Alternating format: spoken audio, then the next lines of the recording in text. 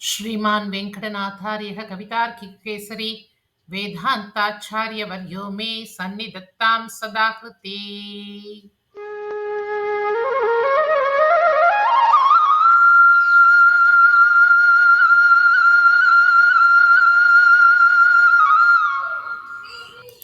ஸ்ரீ யாதவாபியுதயம் சர்க்கம் 1 ஸ்லோகம் 26. யஷப்பிரசூன சுரபிர் யதுசந்தான பாதபக பபூவ விபுத பிரீத்தியை பகுஷாக க்ஷமாதலே. யதுவினுடைய சந்ததியானது ஒரு அழகான சந்தான விருட்சமான கல்பதருவாகவே அமைந்துவிட்டது.